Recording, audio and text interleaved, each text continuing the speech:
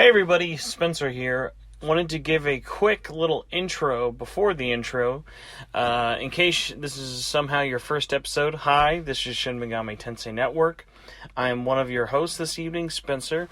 Later I'll be joined by Kam, who will give us a nice long talk about all things, including Persona 4, 5, and 3. And yes, it is in that order, weirdly enough. But before we get into the show, I have to give a quick heads up to some news that happened after last week's episode, but before I recorded this interview, so could not give a full-length discussion, but wanted to pass along a couple of things. First one is a really quick one, the Atlas USA merchandise shop. So if you are wondering what the heck is this, don't worry. It was very, very rarely ever marketed, so might lead to why it is closing down. Atlas has announced that at the end of the month, October 31st, they will shut down the store. They will still obviously ship out orders that need to be fulfilled before October 31st. You can still return it within a certain amount of days. Wanted to just kind of pass along the message that they've announced that it is closing down. They said it will return in some form, which probably means they're just going to mold the Sega one, which is not closing, into an Atlas shop, because really they use the same storefront. There's no reason to really separate them. But yeah, so if you want some stuff on the cheap, they've discounted a lot of merchandise. There's some discount codes out there you can look up. So if you were curious about buying some Atlas merch, there's not a lot really, but if you want mainly Persona 5 stuff, there's a SMT4 Apocalypse wall scroll and a Jack Frost hoodie. Obviously, because the store is closing, they've not restocked things in quite a while, so certain sizes may not be available for things. But yes, the other bit of news, and this one was really pertinent after last week's episode I did by myself, and Nintendo just wanted to give me a big FU by actually giving a statement a lot sooner than I would have guessed. So, long and short of it, because I can't really have that big of a discussion without bogging down the episode, and I am by myself in a bit of a hurry, wanted to hit a couple of quick points about Tokyo Mirage Sessions FE. So Nintendo of Japan actually has made an official statement confirming that the worldwide release next January for Asia, Europe, America, Australia, doesn't matter where you are, as long as you are picking up Tokyo Mirage Sessions on the Switch, every version of the game is based off the North American Wii U version, and that includes all of its censorship changes. We don't have more specifics, like if they've kind of switched things around, or if it is just straight up all of those versions, costumes from the Japanese release are totally cut. We have no idea.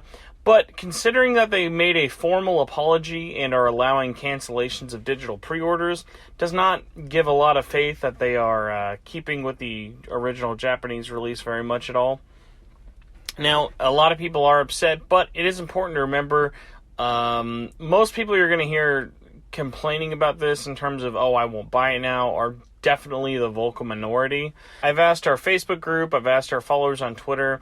For the most part, 70% of people out there are still going to buy the game no matter what, because like I've said, at the end of the day, it is still a fantastic game. The censorship changes are really more inconsistent and kind of dumb as opposed to taking away from what the game really is. And if you are in that 30% or so of you don't want to support the game and send them a message, obviously it is your prerogative to do that. I'm still going to kind of advocate that people buy this game and support it because it is such a good RPG. But I still wanted to kind of throw this little update in before the show starts. Let everybody know.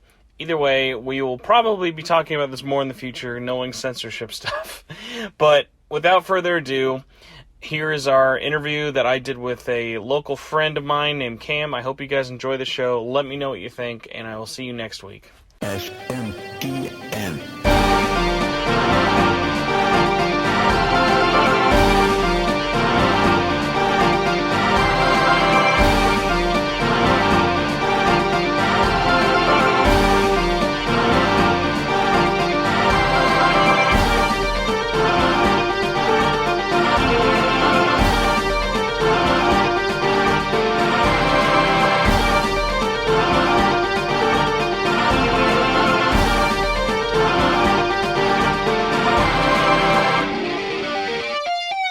How's it going, everybody? As I'm looking at one person. See, I did my last episode all by myself, which I've done 148 of these up until now. Took that long for me to be like, let's do one by myself. Surprisingly, it wasn't terrible. I'm your host, Spencer Presley. Joining me for this very long and awkward interview is Cam. Do you want your last name so people can stalk you? Kam Konek. Yeah, that's fine. Social security number. Yeah. So I found you a couple of months ago at a fellow convention that we were both at. Met up a bunch of kind of funny stuff. And over stalking your Twitter, basically realized that you also like Persona. Persona is related to Shin Megami Tensei, no matter if Atlas doesn't want you to know or not. Yeah, they kind of don't anymore. Exactly. So, I figured invite you on the show, A, because you're close, so it'll save on my internet bill. Right. And B, just because I've done an interview with I had someone on locally who was a content creator as well, but I thought this would be a weird experiment because we have not met and talked in person a lot, and this would be a very... Like, really, the closest kind of similarity I've had to this is, like, when I've interviewed, like, voice actors and, like, musicians and stuff. Yeah. But you're on a very lower level, unfortunately. Totally, yeah. But I'm going to pretend like you're just as cool as Aaron Fitzgerald for it. I'll take it. So, for anyone who doesn't know who you are, which I'm going to guess, if we can find one listener of any of your podcasts who also listened to this and had no idea this was happening... They're gonna freak out. Yeah, they're gonna like, oh my god, their day will be made. All right, so really quick, what game got you into the series? And I'm gonna guess with a really pretentious answer. Was it? Hold on. No, it'd be too easy. Was it Persona 3? No. Okay. My second guess. Was it Golden on Vita? It was Golden on Vita. Oh, okay. So I feel like for the longest time, Golden has like replaced it now, but for years it was always 3. Yeah. 3 was like the big one, and oddly enough, actually Portable was really big for a long time. Yeah. A lot of people's first big one, which is kind of funny after Golden got really big.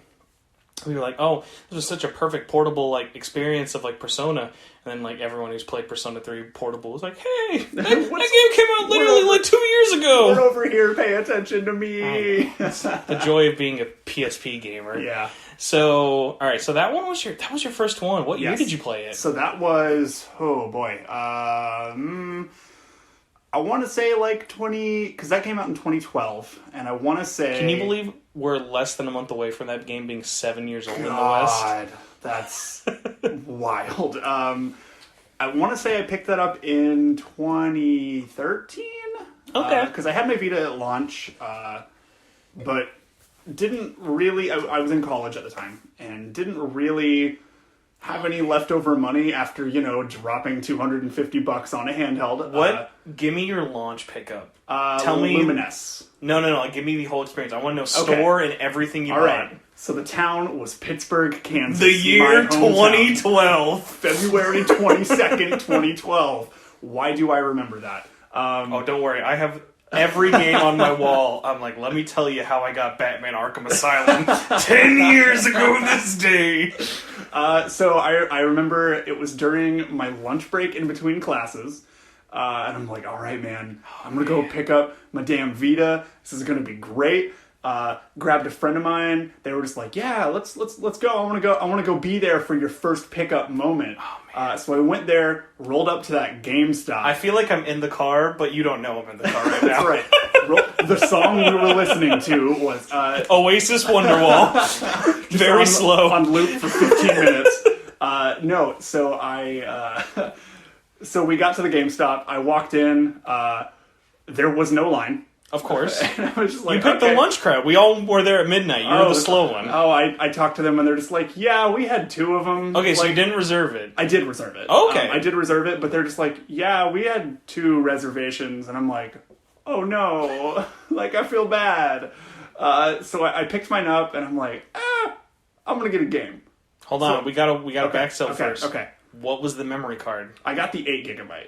All right. You weren't ready to go full deep. I wasn't, and I actually... And also you were a college student. Right, and I also still... Are you still rocking the 8 gig card? I'm still rocking an 8, but I haven't touched my Vita in a while. I'm going to pretend you didn't say that. I know you love the Vita. I love the Vita too, but like in the past tense. Mm-hmm. So I got the 8 gig, I got Luminous, Electronic Symphony. Electronic Symphony. Electronic Symphony. I was close because I just love Luminous. I was so mad. I get a little too mad Mm-hmm. on Kind of Funny Games Daily when my Your Wrongs don't get read. And I wrote in when they were like, what are good launches? And I went, let me tell you about the PlayStation Vita's launch. Because think about it. You had Uncharted. Oh my god, you had they did have Luminous. Uncharted, that's right. You had Super Stardust Delta. Oh, they did have that. You I had remember Blaze that. Blue, Yeah. the first good portable Blaze Blue. man, They had Disgaea. Like, the Vita had a great launch. Yeah, lineup. that was pretty good now that I remember it. Now, let's talk about Nintendo ranking list for 30 minutes at the end of the show. Thanks, Imran. All right. Okay, so you picked up the 8 gig card. 3G or Wi-Fi? Just the Wi-Fi. I've never... I guess, yeah, there's not even really any... I'm sure a 3G card would still work if you had it, but that was the thing that sucked about the 3G Vita models, because the only game that let you use it for online was LBP. Yeah, that's Everything right. That's because right, it had such a weirdly restrictive like amount of data you could use. Yeah, I always thought that was the weirdest thing. Like, I think that using a mobile data plan for something like that, for like a, dinner's fighting back. Using like a mobile data plan for a gaming platform like that is designed to be portable. I think that's a really cool idea. I almost want to say it was forward thinking, but then I remember that the N-Gage actually did have a data plan. Oh boy, yeah. But I mean, I think like with stuff like that, you kind of can't really compete with the stuff smartphones are doing with the mobile data stuff. I think honestly the 3G was only a detriment to it because it was only AT&T. Yeah, I also think that was just a bad call. That was one of the great public boos of E3. I remember seeing that presentation. There was more like it's going to be exclusively by AT&T, and it was just like dead silent in the crowd. I'm like, oh, all right. If only we had memes as hot as we do now. Like, imagine right, how many man. like say psych, please. E3 2011 not living up to it apparently. That's all right. That was the moment Jack Turton was like, "I'm leaving this company. Yeah. You all aren't about to get on the AT&T train." Okay, so only Luminous, I assume. Yeah, I just picked up Luminous because I had a PSP also, and Were you still rocking the PSP until you had the Vita? No. Terrible, sad story. I was walking out to the bus because I was in high school, middle school at the time. Like, I had my PSP for a while, and it, like, fell out of my backpack into my driveway. Dad ran it over. Oh! Yeah, that was pretty bad. You don't Because have that was that- also my MP3 player at the time. Yes! Oh, boy. My PSP, it's really funny. I had a PSP 1000 since launch, and I'd say around high school, I ended up upgrading to a 3000 for whatever reason. I think something had led to me getting an upgrade for it. And my entire later half year of high school was me using every feature of that PSP in ways I never knew. That's how I learned about Skype. I used Skype on PSP. Oh my god, they had crazy. Skype on the PSP, didn't Yes. they? Oh my god, I remember that. They had RSS feeds, That's which let me right. discover podcasts. I Okay. originally... It's funny, because if you go to Sony's recommended thing for RSS feeds, this was in the age of you can do videos and stuff. Like, podcasts were around, but they weren't big. This was I think I really got into them 08, 09, because that is when and we're about to pour one out for the homies here, I discovered podcasts through 1UP. Oh, wow. And all okay. of their network of shows. Yeah. So all of those were load up all my things with this, and I remember when the 1UP apocalypse happened and all those people kind of splintered off into all the different shows, and when there was Geekbox, a lot of people went over to IGN, Yeah. Rebel FM and stuff like that. I just nothing but podcasts, and especially when I was in high school and I would walk to and from school, had so much time. So that was my multimedia device for that, stupid anime movies, so many songs I'd ripped online from the browser, which was the best part. Oh yeah, that's right. You could just pull up an MP3 site. Not that I'm endorsing this. Honestly, but I mean, you could just pull up a free MP3 website and just download a song there. I'm willing to say this right now on public record. There, of that era, from 2004 to at least 2009, there was not a better machine to use for porn. That was a fantastic machine. If you wanted pictures or if you wanted videos, just load up a micro SD. Yeah, it was anybody had it, and it was okay, cool, this has a web browser. And at the time, phone web browsers were not anything. No! It was that was still at the time, that was like before I had like a prepaid cell phone where it cost minutes to like look at the really terrible like track phone web browser. It's funny, I have more memories of using the features on my PSP than games. Kind of and same. I had tons of games. Yeah. Like, I have multiple tragic stories, but I'm trying to think of ones that I've not told on this podcast. I had one where I literally had to hunt down Liam Neeson Wanted style. A kid had stolen my PSP. Oh, no. But I've already told that one here. But no, I want my crushing one of it breaking, because I did find him. I lived up to Liam Neeson's word. I found that man in the middle of his class and pulled him out. Rip that child. My big fat butt in high school, I was playing Birth by Sleep on the bus to a technical school that I was going to at the same time. I'm at the final boss fight on Birth by Sleep on one of them. I remember I put my PSP down. Maybe it was in my back pocket, or maybe it was like in my bag. It had gotten like jostled around just the right way. The screen, all the pixel died next time I picked up. And it was in suspend mode. Yeah. So I could still hear it, but I'm literally on the last cutscene after the final boss. And I had to wait about, let's say, 3 to 5 weeks to get that PSP back. Oh my god. And Did you send it in for service? Yeah, I sent it in for service. It was just one of those things of like, Oh. I've had a lot of bad luck when consoles die, but I will always remember that one because I was on the bus. And this shows you how much of a big fucking baby I am. I'm sitting there on the bus by myself, and I'm in like the back corner, heads like against. This is like the drive back. It's like a rainy day, and I'm just thinking about it, and I just start bawling. Yeah. Because I'm like, I wanted to know what happened so bad. I've been there, man. I've been there. I once broke I think a cartridge I had of Pokemon Yellow, and I was just so upset because I'm just like, I just beat the Elite Four. There was some podcast I was listening to where it brought up, it might have been like Giant Bomb or like something else, but there was one that was like how a friend reacted, or how you would react to like nuking a friend's save. Yeah. It was like about like corrupted memory cards. Actually, it might have been like kind of funny, but one of them was, I have so many of those odd memories of like, especially in the PS2 era, of like saves you would just sink hours into, and just something would make that one save disappear. Oh no, I feel you. I still have my PS2 memory card, just like around. I haven't hooked up my PS2 in basically the better part of a decade at this point. Yours is plugged up right there. We hooked this up. No, this is all my girlfriends. She hooked this up because she wanted to play the Essential PS2 collection. Disney Sing It, High School Musical 3, and High School Musical Sing It. Perfect. Literally the only PS2 Wonderful. games. Great. But no, what was so funny is like, that thing was in a bag that was in a like dusty old room. Yeah. And when we turned it on, the disc reader sounded like it was trying to like recreate Scatman John. Yeah. Still perfectly works somehow. But no, man, I still have my PS2 memory card with my like 200 plus hour save of Ratchet and Clank 3. Because I'm just like, I can't lose it.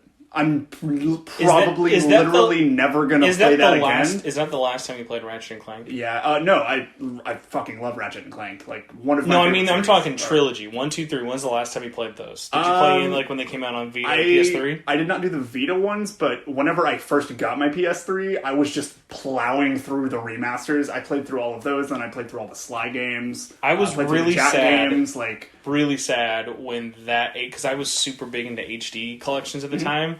When I reviewed, I remember that was like when I was in that era of every game I got for review, I was like, oh my god, dude, Sony just sent me Ratchet and Clank. Like, they could not have cared less about sending me that shit.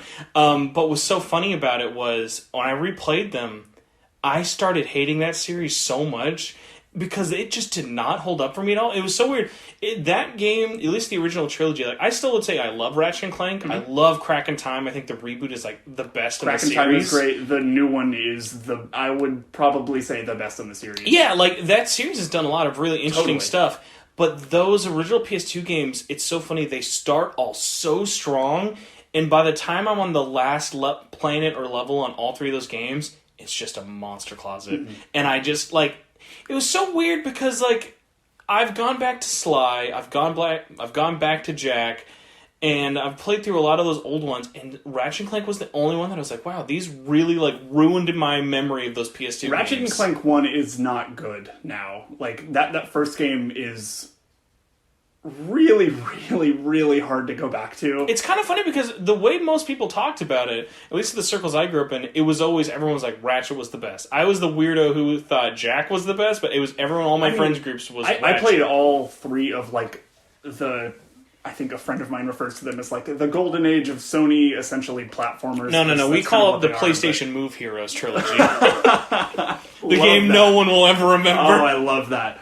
No, man, like, Ratchet's definitely my favorite of those three, but yeah, like, that first game does not hold up at all, and I think that's just because, it just became so much about leveling up your guns, and in the first one, it's like, alright, cool, you have the gun, and that's it. I think it's especially odd because of how great Insomniac, Naughty Dog, and Sucker Punch have aged from there, but It's so weird because Sly 1 still plays through like a dream, and Jack 1 feels like you're playing the prettiest N64 collectathon ever. Yeah, and Ratchet 1 just handles like dog shit.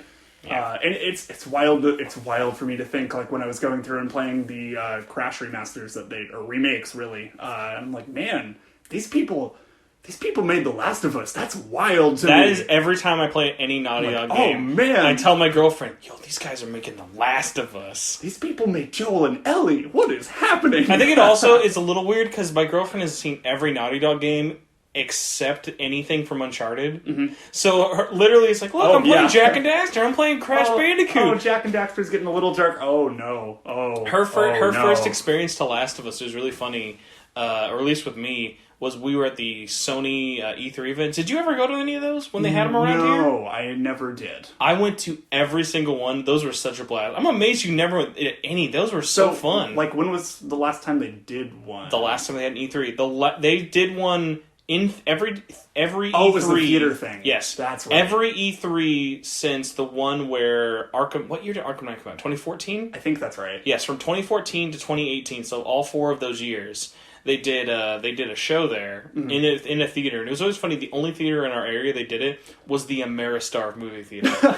Like, how cheap do you think it was for me to rent that bad boy out for like an event? Awesome. I've only actually been up here for I think 2 or 3 years now. Okay, so those events, like, it was so funny because when Sony announced they were not doing anything for E3, that event is why I was sad. Because it was like, because you're getting a whole movie theater full of PlayStation fans. It is impossible to not, like, meet anybody you would get along with there. Yeah. And then, like, because I love E3 so much, but, like, the live reaction in a theater. Oh, that sounds awesome. Because, like, think about it. I've experienced these all in a theater filled with hundreds of people. Shenmue getting revealed. All right. Resident Evil Remake 2 getting revealed. Yeah. The Last Guardian getting reannounced. Yeah. Like, seeing Final Fantasy VII and stuff. Like, all of those moments where people are, like, standing up. And it's like... It was so cool. Yeah, it was that sounds so great. cool. I hope they do that next year. I will have to try and do that next year, for sure. Mm-hmm. So, 18 minutes into the show, we're going to go back to what this podcast is about. This is why we're the #1 Shin Megami Tensei Persona podcast. Hell yeah. Okay, so, going back, you're picking up your Vita. Yes. You picked up Luminous. I did. How quickly did you kind of associate and get into the Vita ecosystem, or were you, like, picking and choosing with each of your titles from there? So, for the longest time, really until, like, November of that year, I didn't really play a whole lot of stuff on it. I was like, okay, well, like, I played just a shitload of Luminous on the PSP, so I'm like, okay, well, this is just going to tide me over, and I don't know if it was just that I was so busy with other things, or I was doing just a bunch of other stuff, but I'm like, this isn't tiding me over as... kind of much as I wanted it to or was expecting it to. Luminous specifically? Yes. So I picked up Super Stardust Ultra, or was it Ultra Delta. on that? Yeah, Delta, thank you. I picked up that on there and played that really just kind of like on some road trips and stuff. But I'm a crazy Luminous fan, but I love talking to people because Electronic Symphony is either your favorite or the weird one where you didn't not like it because that one had like the most licensed songs. Was it the songs that did it for you, or what do you think it was just like the gameplay stuff? I think it might have been the gameplay stuff. Okay. Because that is my favorite. I'm one of the weird ones where Luminous 2 is my favorite. That's a weird one. It's a weird one. You might as well have just said Luminous Live. That's a weird choice. That's a weird one. No, Luminous 2 is absolutely my favorite. I didn't spend as much time with Luminous 1. I mean, I sure as shit picked up the remaster that just came out and fucking blazed through all of it. But yeah, around November of 2012, I think was whenever they were like, hey, PlayStation Plus comes to the Vita. Oh my god! And Could they have that changed my life. that Vita's fall? Because you're right. This summer was kind of slow. We really had Gravity Rush, and that was the big title to hold us over for like AAA stuff for a while. Yeah. LBP was in September, but like I will remember because I bought my Vita, even though I strongly consider myself, and I've still never met anyone in person who I would think is a bigger fan than me because it's a dick measuring competition of the Vita. But I remember I didn't pick mine up at launch. Mm-hmm. I ate a lot of Taco Bell at launch to try and get it. Did not win one through Taco that's Bell. right. They did do that, didn't they? Yeah. I know so many people who got them Me through too. Taco Bell. Me too. It And I'm hurts like, so man, bad. I'm about here to drop $250 on the same thing. Y'all got it for $7. I know, man. But like, it's so funny though. You told me your story about picking it up at school because I remember my friend, during his lunch break, I guess our like school lunch break, picked it up, brought it back right before the lunch break was done, and we all had to go back to class and stuff. Booted up Uncharted, and I was like, "Oh my god!" And it was so funny because it was back in that era of like he was the only one of us who really had a job and everything like that. And he did the same thing with 3DS. And I remember it was funny with the launch of the 3DS. I thought the 3DS was like, "Well, that's interesting," because I remember he must have hated himself. The only game he bought at the 3DS's launch, which by the way has a terrible launch lineup. Awful that was launch a terrible lineup, launch yeah. lineup. The only thing he bought for the 3DS was Super Street Fighter 4. Oh. Which is funny because that game is not even technically impressive. Yeah. Because if you remember, it's like all the backgrounds are just JPEGs. Right. And the characters kind of are like have half as many frames of animations. Yeah, It's it very runs, weird. But that's it. You know. Yeah, whereas like when you like look at like the launch fighting game for Vita is like Blaze Blue when you saw it on Vita was like, why would I ever buy this on PS3? The Vita one looked just as good as the PS3 great. one. Yeah. Yeah, and like that PlayStation Plus launch, which Do you remember the games? I do.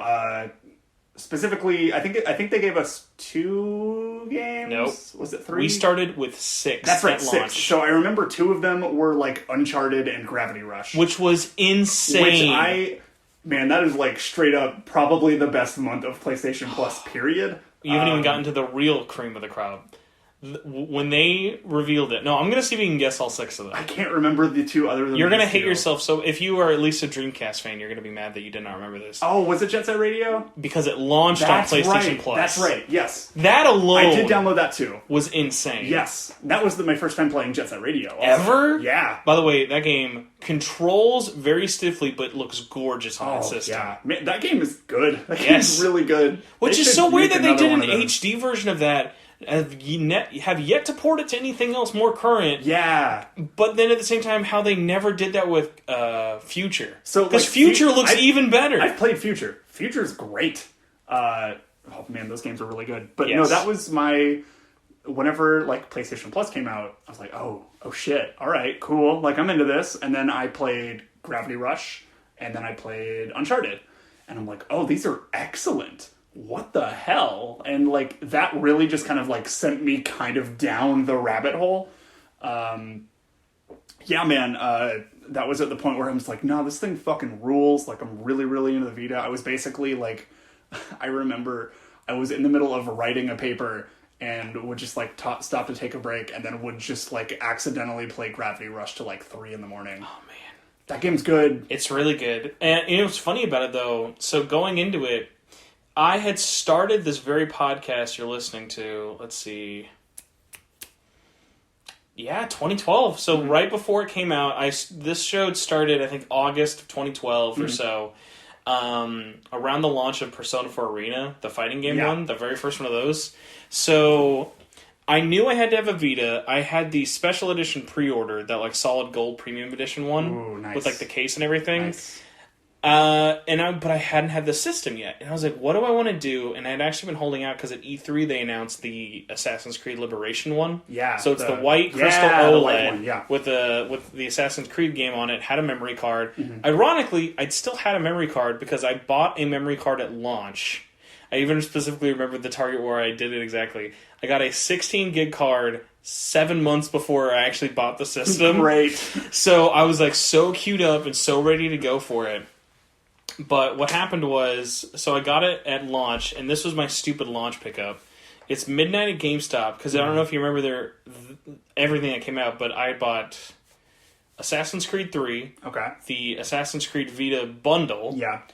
and Zone of the Enders HD collection came out that exact same Hell day. yeah. And that limited edition had a really like sick like Hell yeah. gold, yellow, like Excellent. really nice foil thing. So that night I was big balling over Oh, here. yeah.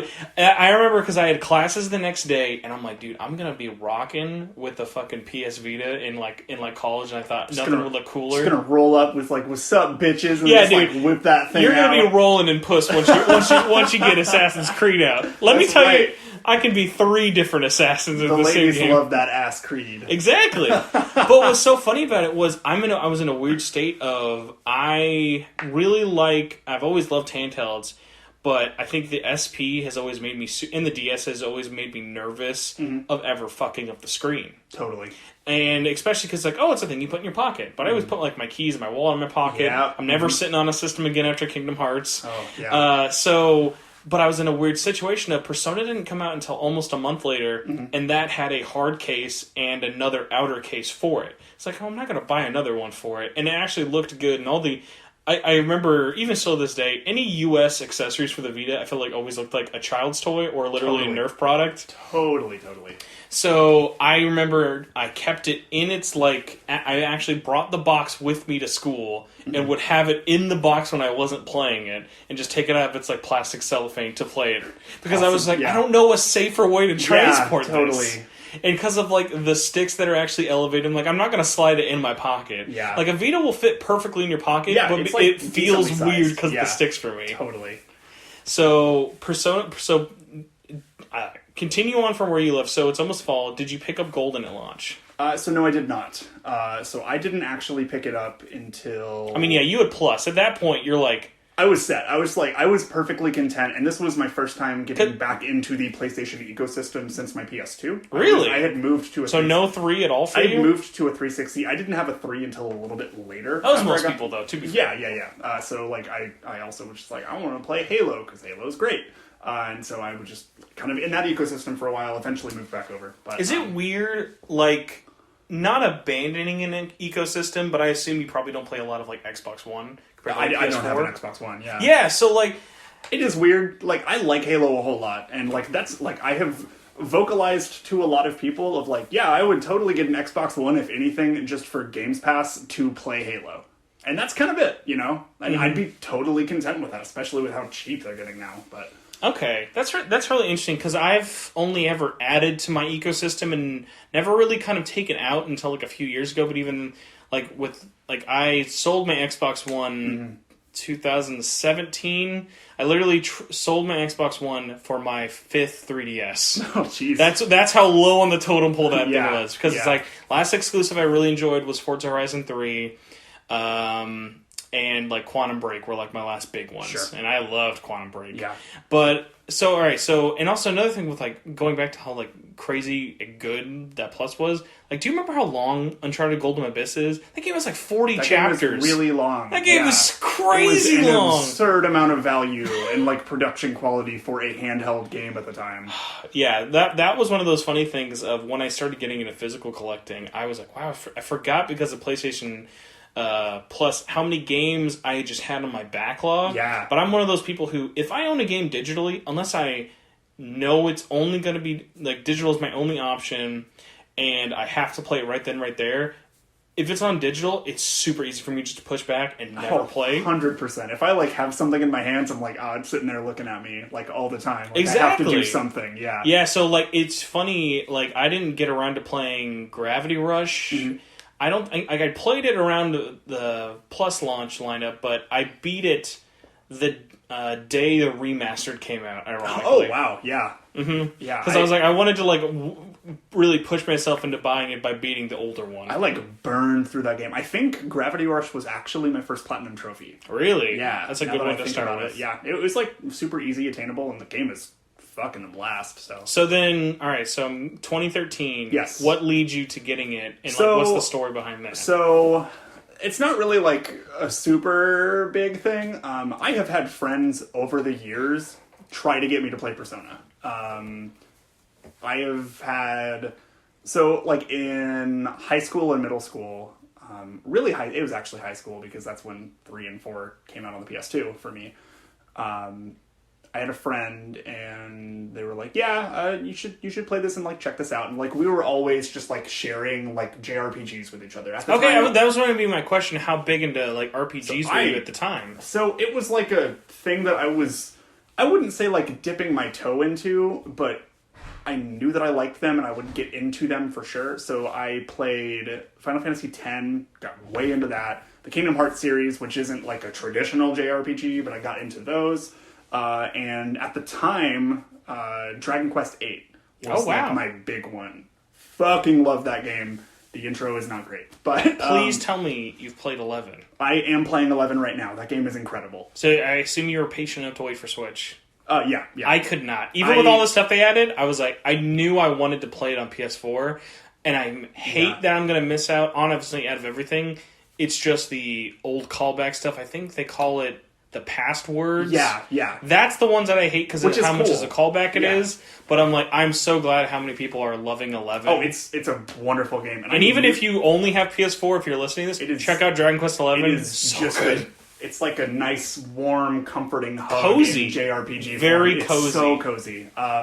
But I was like playing that, and then my friend was like, "Hey, let me show you this game called Persona." And I'm like, "Okay, cool. I'll check it out." And I wasn't really super into it. Looking back, I think a lot of that was I have some ADHD problems, and a lot of that is it is very tough for me sometimes. Like my brain, if I am not like all in on something, it's really hard for me to like have a genuine interest in it sometimes. Well, and also the RPGs you mentioned are very digestible. Like Totally. even like you mentioned, out of all the ones you brought up, the ones that have the only one that really had a slow start was Dragon Quest VIII. Right. And like, for the most part of those, whereas like almost every Megami Tensei or Persona game have very, very like a lot to dive into. There's so much. Yeah, you're not picking up and like getting in and like just immediately slaying stuff. You can take like a chunk of Dragon Quest VIII of like, oh well, I'm in this town and I'm just doing this one story mission, and maybe that's like a couple of hours, but it's like kind of just a complete story, almost like a Monster of the Week anime or something. Yeah. That's actually funny because I have a friend who that is one of his biggest complaints with Dragon Quest. When there are certain games, like certain ones will be very, this is the story, continue, but other games, especially like 8 and 11 does this a bit, but not as much, where it just feels like you're just reading episodes. Here's this week's episode, this week's episode, which is, like you said, very digestible, and especially like if you have like having like, basically, it's a lot easier to feel like you've accomplished something when you're like, this story's resolved, this story's resolved, where it's like, we're still... You're always feeling like you're doing something. Like, have you ever played Final Fantasy 13? I did, actually. I feel like that would be a really hard one, because that one's story, it keeps progressing, but you never feel like you're really getting anywhere. I'm like probably one of the like 10 people that actually really likes that game. No, you're sitting in a house of a very big 13 defender. Great, I got every achievement on that on 360. Can't do the trophies. That game had very bad trophies. Yeah, it sure did, but I really liked the combat in 13. Anyway, so... They would show me, specifically Persona 4 was the game that they were showing me, which I did not think it at the time. Turns out my favorite game of all time. But I remember them and a friend of mine and a couple of other people were always like on the hunt for a physical copy of Persona 3 and Persona 4 for PS2. Mm-hmm. And I'm just like, okay, like I don't know anything about this, but you guys are like really into all of whatever this is. I think at the time I was like sort of weirdly ashamed about being into like kind of dumb anime bullshit, and I don't know why. Well, I think a big part of that was that generation didn't really, it's not that they didn't accept it, there was just so few RPGs like that. And it was, if you had an RPG really that beefy, your only real outliers to that were like Lost Odyssey. Lost Odyssey is the closest thing that early generation had to a long traditional RPG. Everything else was kind of like very weird and experimental, like your Blue Dragons and stuff. Whereas a lot of those companies, like Atlas and all of them, even though the new generation had started, they all stayed on the PS2 because it had a larger install base and it was way cheaper to make stuff for it. Yeah, absolutely. And so I remember like they finally found copies of both of them, which I don't... Looking back, I don't know how the fuck they've managed that, but... It's so funny now because of how much those games have been reprinted still. Like, Atlas still sells at least all of their SMT and Persona games, you can still buy on Amazon new for $20. Yeah, which is wild. But yeah, like I think they just like banked on a GameStop near us having it, and it just happened to have both of them, so they just picked them up, and I'm like, fucking cool. So they showed me that, and I was like, it seems cool. Like this battle music, you know, it kind of bangs, but I'm like, it's not really. It was hard for me to kind of get into it, and maybe it was just he was showing me like some battles and whatever. But yeah, so jumping forward in time back to 2013, I was hanging out with all of that same group of friends at my apartment in college, because I went to school in my hometown. And I was like, oh, hey, Persona 4 Golden, it's on sale for $20. And every single one of them were just like, fucking buy it right now. And I'm like, are you sure? Like, I don't know. And they're just like, buy this fucking game. And I'm like, all right, cool. And so I did. And I like didn't start it that night. I started it the next day. And then like the next week of my life was me just like laying on my couch playing only Persona 4 Golden. That game is... It's really funny because I played 4 when it came out in 2008. And I remember thinking, like, I've never played anything that, like, clicked with me so hard. And repeatedly while I'm playing it, and I have this with certain games sometimes, like, man, I can't think of any way that this game could be better. Mm-hmm. And then when Golden came out, how it just ticked every box of, like, what I wanted that game to have that I didn't know I needed ticked. Yeah. And yeah, it was so funny, too, because at the time... Around launch, it was a big title, but not in a way of this is a big new title. Because it was a PS2 upgraded port, there was a lot of stuff of people kind of just thinking, okay, it's going to be more of the same, but it's portable. Or it's like, it's a little bit prettier than the PS2 version, but it is still those base models. Right. And even there was a few things, and this is funny how much it dates it, there was even like a very tiny level, just because of how like not big the community was back then, especially in 2012, of like people kind of like worried about it because they'd replaced the voice actors for Teddy. That's right, and yeah, Chie. yeah. And it's so funny because if you like showed anyone else's like original Teddy's voice, like you like if you ever heard the original voice of Teddy, so it's I've the watched... voice of like Kakashi from Naruto, which is so weird. It's very weird. Yeah, I had some people at the job I was at who were like really into like a lot of the, at the time, what I considered to be like relatively like niche JRPGs. Granted, obviously Persona was nowhere near as big as it is now. It's funny, I honestly still throw it under that. It's as popular as a niche thing can get without escaping that reality. Because I remember... Before 5 came out, there was serious contention. Remember when 15 was supposed to come out in September of that year. 2016, because I'm thinking Japanese release. September 2016 is when Persona 5 came out in Japan. Yes. And that same month, originally, Final Fantasy was all supposed to come out. And there was a big contention line of people being like, is Persona 5 going to be better than it? Because I think right now, if you gauge the public opinion, and as a fan who loves both games, there's probably like, I think if you gauge, and this is just public, like not like anyone from the fandoms of both, I think an outsider or like just your general Joe Blow, like person who plays games, they would think Persona 5 would have been the better one because it is a lot more stylish. It's not something that's up to 15 of them at the time and stuff like that, and probably had a lot less baggage at the time. And I think probably Persona 5 reviewed better. I don't actually know what its Metacritic would be, but that sounds about right. Yeah. But what's so funny is like that game ate its lunch in sales. Like Final Fantasy 15 just destroyed. I think Final Fantasy 15 is now sold almost, if not over 10 million. Oh, yeah. And Persona 5, I think last year hit 5 million copies. Yeah, that sounds about right. And, like, so they're not even anywhere close. Like, that's a big deal for them. But, like, on the Square Enix level, if Persona 5's, like, if Persona 5 sales were what 15 did, like, that whole team would have been nuked. Oh, 100%, so it's so funny, and I mean, obviously, judging those series, they're so different. But at the time, and I remember I was deep into like doing the podcast and stuff. that was a big deal of, like, people were like, guys, we're going to overtake Final Fantasy in the fandom, and even on the outside. I remember hearing a lot of people who were, like, kind of... I had never, especially, like, up to that point, never really, like, I'd played some Final Fantasy games, none of the ones pre-10, and, like, obviously, like, I was... At this time, I had, like, probably, like, just finished up Persona 4, or, like, 5, I think, just got announced for winter 2014. Like, that happened.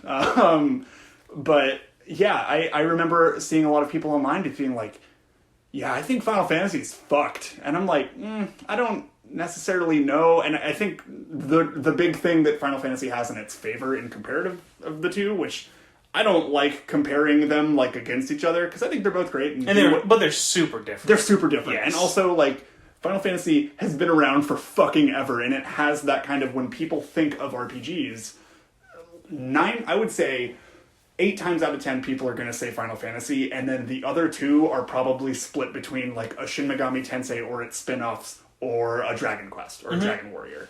And Final Fantasy just blew the fuck up, you know. Did you play 15 at all? No, I have not yet. It's still on my, like, to-do list. I would like to play it. I would love to get someone's perspective, because that game has changed so much from its launch. Yeah, because I followed that one at launch, and at all of its DLCs and all of its updates, I was always playing it.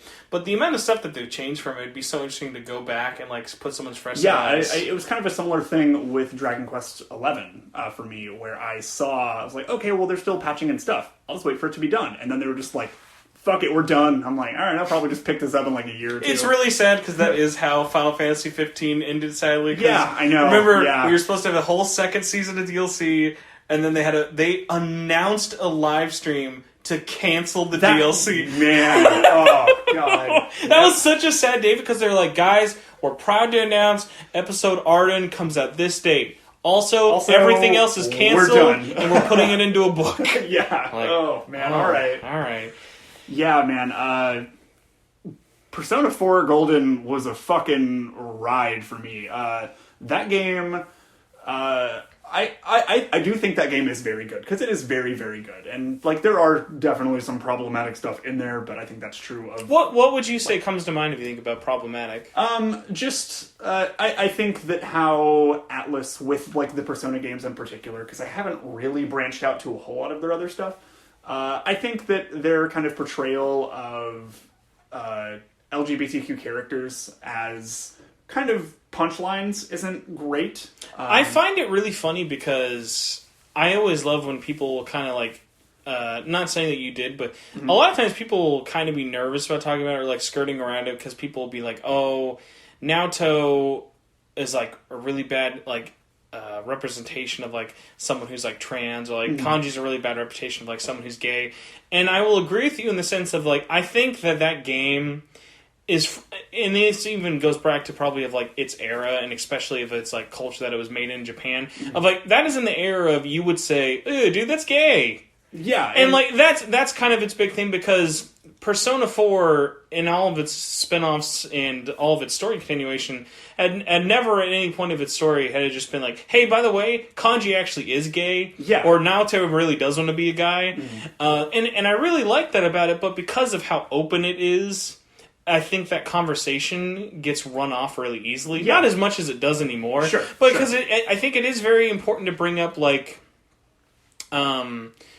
how someone could be like, oh, I really don't like how they handled Kanji's dungeon. Or at the same time, be like, I really like how they handled Kanji's dungeon, because it does get across to me that feeling of a boy who is in his late teens who is just genuinely confused about what he is. And, like, it's so easy to be like, oh, dude, Kanji's, like, the worst written character in Persona. Whereas, like, he's not my favorite, but I actually really loved how they handled Kanji's storyline, especially as they've gone on. Like, how many, if any of the other continuations of 4 story have you read? Yeah, so it's all about, like, your perspective. Oh, yeah, for sure. A lot of that stuff. And I tend to, like... I don't want to say it's, like, differing sides, because I don't think that, like, brings anything to the table as far as discussing these things, because I do think that, like, Persona 4 Golden is my favorite game of all time, and Bold claim. It is, and I think that it's not just okay, but I think it's really encouraged to, like, part of loving something means that you have to like accept like, okay, hey, I really enjoy this part. Like, I think the characters and like just the overall tone of the game, and like I think the combat's great, the music's great, the style even in those like 3 modern Persona games, fucking excellent, even though 5 blows it out of the water.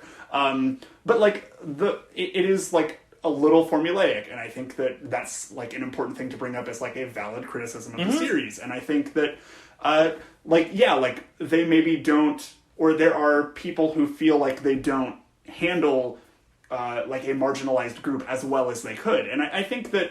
But there's such a huge asterisk behind that as well. Of I think especially in 4's case, of you have to remember that this is being a story. This is a story that was written pre 2008, and also from Japan, whose culture to this day in 2019 is still very terrible about handling marginalized groups in stories, at least in a good way. I definitely understand that. I think the point that I'm like, I guess, trying to make here is I think that it is important to like still bring that stuff up and like have discussions around and about them, because like that's how you kind of like learn as a medium, as like quote video games as an art form. Oh yeah, and I mean, as much that's as how you like find those themes and you like improve on them. Like if you like if people, it's really easy for you to like, if people just like saw like, okay, this is all games are going to be, like, we would just end up with just, like, fucking Duke Nukem everywhere. Yeah, we'd have Mad Hazards for the rest of our life. God, nobody But no, wants like you that. said, because it's important, because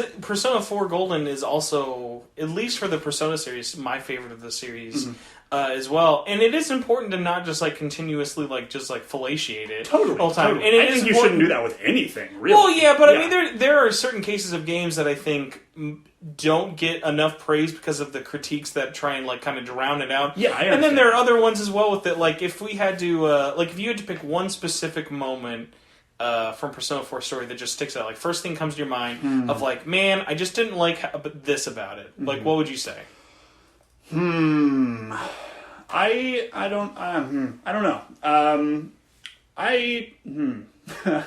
Putting me on the spot here. Okay, I'll give you mine really quick. Okay, This is and this could change at any moment. If I had to pick something, I'm like, I don't really like this aspect of the story. It's a very vague concept, but I love Yosuke. He's my favorite part of Persona 4. He's my man all the way. He's just like my literal in-game best friend. You are the first person I have ever heard say that. If we will talk about this more, I have the biggest crush on Yosuke and Yuri Lowenthal due to that. Great. Specifically, Yuri only Yuri Lowenthal's great. Lowenthal. Yuri Lowenthal's good.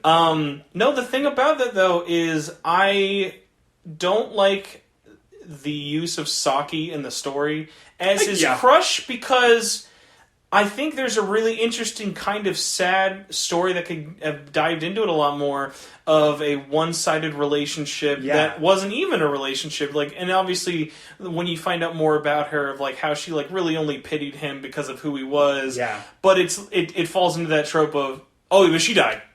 And the next chapter, once we're rescuing Yukiko, like, who? Who? It just like gets it basically like, hey, this happened, and we're moving on. Like, that's one of the things that pulls up weird. with it. Yeah. And which really sucks, because it's one of those things where it's like, that's my first complaint that comes to mind, but that's literally only because it's like, you peeled the Band-Aid off when I wanted you to go a lot slower with it. Right. Like, I wanted that to hurt a lot more. Yeah.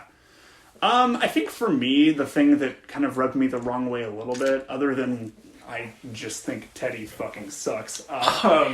I also don't hate Teddy. I'm the weirdest person in like the fandom. That's fine. Like, I'm not saying other people shouldn't. I'm just like, man, I don't like this fucking bear. I think a lot of how they kind of handled a lot of the character of Kanji, and like that kind of, I wouldn't say like a will they won't they thing that he was doing with Naoto a little bit. It was more of just like anytime Naoto showed up, he just felt like super embarrassed. I think that if it was kind of a little bit of like a gentler hand kind of like guiding the story or like controlling those scenes, I think that could have been a really kind of neat commentary. Because like, I don't think that, like, obviously they don't explicitly say like what sexuality really anybody but like you and Yosuke and fucking Teddy are. They're all fluid. Everyone in the whole cast of Persona 4 is fluid.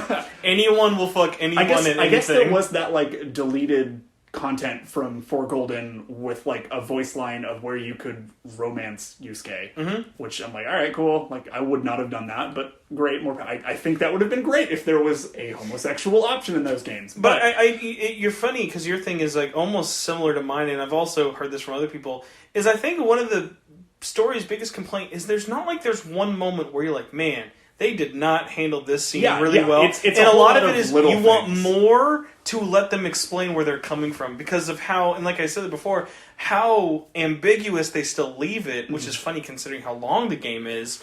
Because of how many questions are still open, it lets that discussion happen, but that discussion can so quickly turn to like, oh, man, this character is so toxic for like as a symbol or whatever. It's sure. Like, that character doesn't have to be that. Like I can, like if you wanted to really be mad at how Naoto is handled in the story, you totally can. But at the same point, it's like you still don't get a lot of time with that character really outside of the story to get it right, or like her social link. I also, now that I do have one that I'm like, oh, I don't like, is the fucking school festival, like, swimsuit contest thing. I'm like, oh, God, just, these are high schoolers, just I don't know if I was because I'm from that era of, like, super 90s anime, but, like, for as dumb as any beach episode or, like, swimsuit competition is, I just find that, like, those things, I don't know, if it hits me in the right point, it's like, I find them, like, funny because they're trying to be that thing. And I think I get it as being, like, a groan fest, like, for sure. Yeah, and it is very much that. And I understand that, like, it can be, like, played on for laughs, but, like, I think specifically having Teddy in charge of that particular one, I'm like, man, fucking maybe don't, you know? That was the only time in the entire game where I'm like, all right, I'm just gonna get through this. Just skip, X, X, X.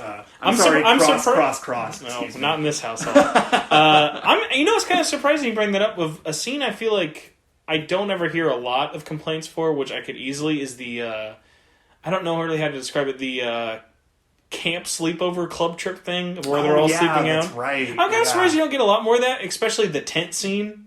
But the tent scene is like, it's one of those ones of it's so campy. It's like, it's not, campy. Oh, that's true. Like, I'm not trying, like, it's funny because, like, I enjoy that scene of, like, oh, man, like, I hate how they make it a joke because, oh, he's gay. Let's get the gross gay guy away. Mm-hmm. It'd be like one of those things of like, yeah, you could look at it like that, or you could just be like, oh, isn't it funny that one of the characters thinks the other character's a certain way, and we all know that's not what's going to happen. Sure, yeah, it's more of like a situational irony that you see from like the audience. You know, now that I look back at it, I've always wondered why don't more people love Yosuke? Yosuke's so great, and then I was like, I'm literally just thinking of a scene where he is grossed out to the point of not wanting to sleep next to a person because he might be gay. That sucks. That sucks a lot. But also, that's early on, and you're learning to be that character. Like, say what you will, like, they fucking nailed having Yosuke being just an annoying, horny teenager. Man, I'll give you the horny thing, but man, God. I don't know if it's like a relate thing or if just I've always dreamed of like, I don't know, I've never vibed with the character in any game in my whole life. That's great. Yosuke. That's fine. Like, who is like, when you think of Persona 4, who is your character you immediately think of with the most positive vibes? I thought Chie was an awesome character. Really? Yeah, I liked Chie a whole lot. I don't say that in a surprise way. It's so funny, like, I guess, yeah, it's funny because I feel like the whole waifu wars thing, at least for the series, really started with Persona 4. Yeah, I can see that. And it's so funny because, like, I love that whole cast so much that I feel like they are, like, my actual friends, especially through all the games in the series. Yeah. But what's so funny is, like, I don't even like when like the whole like, oh, who's your wife from Persona thing that comes up, that never really ever like plunks into my head. But I so often I'm like, oh, like who's your go-to like character as like a, hey, who do you want to hang out with thing? Yeah. And I'm not even saying that like in a way of like, I don't like Chie. Chie is super awesome. Mm-hmm. But it's one of those funny things of like, I'm trying to think of, you're like the first guy I've at least talked to where it's like, who's your like go-to character? Mm-hmm. And it wasn't like one of like, I guess the ones I always expect to hear from people is I'm always surprised how many people will pick you, like yourself. Yeah. Which is so funny because of how much of a blank fucking slate he is. That's just you. I'll say this, though. If your only experience with Persona 4 is the anime, he is hilariously... Like, that show, the Persona 4 anime and Golden's anime, does the best job of translating a silent protagonist come to life I've ever seen. Yeah. Have you ever seen the anime? I haven't actually seen the anime yet. It is like is on my so very short. good. It's like towards the top of my watch list. 4's anime is a fantastic summary of what it is. Mm-hmm. Golden is just like, hey man, let's just come back for like 12 episodes and just fucking go crazy. Great. Golden is just a comedy. It has a Awesome. few scenes of like actual action, Awesome. but it's like, we're gonna make a whole episode about what if everyone thought they had a Valentine's date with you. Because they know everyone fucking did that. Awesome. Yeah, so it's like that's good. Golden's anime gets a lot of shit and is often very much forgotten. But yeah, I will need to check that out. I'll understand that for you. But yeah, the go-to ones I always hear a lot are people vibing super hard with like Kanji and Adachi a lot. I'm amazed at how many people don't like that. Well, no, it's funny because it's like a similar thing with Goro of like people I know who will super like vibe with the villain character, Yeah. which is super super interesting to me. And it's funny because like honestly, a lot of the context of the girls in Persona 4. I think they're all handled really, really interestingly and really, really well in ways I want to hear more. But it's funny that you're like the first person I've heard in a long time who like picks Chie. So like, what made that choice for you? I think I've just always been like the people that I like to keep in my life are people that have like a little bit more of like not necessarily like super outgoing, but they're like people who are like passionate about what they're into. So like with Chie, it's definitely beef bowls and kung fu. And Chie is like the best option of like. For me, I loved having her as like a best friend of the game. Right. Never wanted to date her once. So I dated her, and I was like, okay, yeah, cool, whatever, great, whatever. Like just people who are like outwardly positive, very supportive of the people around them, and I'm like, okay, yeah, cool. We would be good pals in real life. I think that'd be great. And yeah, just like the whole. I know I've spent a decent amount of time just kind of like sort of shitting on this game. No, because it's important to go with it. Like you mentioned, Right. when you're so passionate, especially because I didn't even know this before I invited you on, that it's your favorite game of all time. It is, It's very important to get to that point of Right. You almost feel like you have to like give it that caveat first, Sure. before you're just like, listen, here's how this really connects with me. Here's where I get off on and it. so now we're getting to that point. So that game hit me at a time where I was not doing very well mentally. I was like in the middle of college. I had just moved out from a place that my family owned for a while, so I was like really just kind of on my own with my roommate. I was like still not I had no idea what the fuck I wanted to do with my life. Perfect game to play if you've just moved to. Totally, 'Cause of the totally, vibes. because that's like all that is. And so I was just like playing through this and just like the whole like spirit of the investigation team being very supportive and like the idea of it doesn't matter what happens, everything around us is bad, people are literally dying, there is this thick fog that just does not go away, there's this other dimension inside the TV, like shit is bad, there is a murderer, we don't know who it is, but we are together, and like just this like I wouldn't say relentless positivity, but I would say this like... Oh, there's a reason that game's color is yellow. Right. It's a bright, about happy color. Yeah. And what's funny, because that's like a big thing of...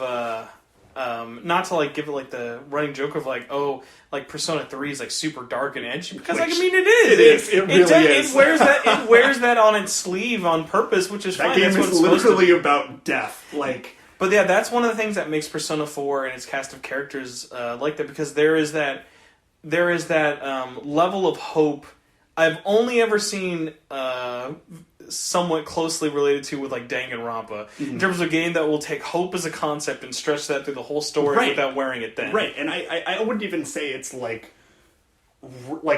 you see like the phrase toxic positivity being thrown around, where it's always just like... Where has that ever... I've been never seeing it a whole heard lot. that. So it's toxic positivity is more of just like, oh, chin up, everything's gonna be great, it's gonna be fine, your problems don't matter. I know why I've never heard this. Right. I bet people have said this about me. I remember... Do you watch any of like Easy Allies content and stuff? Very little, yeah. Their whole big thing is love and respect. I remember I was once trying to get someone who had like... They'd gone through like a rough part of their time, and I was trying to tell them about Easy Allies, and I was like, man, let me talk about love and respect and all these like good vibes. And it was going off until, because like if you want to hear like a really like good, always positive group of like people, Easy Allies and stuff is one I always recommend. But that person, I remember, just got so mad at me. He was like, why do I need to be positive? Right. And that's just the person I am. It's like, it's fine if you want to be that way, but I swear to God, I've never had that thought in my head once. Yeah, it's such an interesting thing. It's I wouldn't call the cast in Persona 4 of like, I wouldn't say,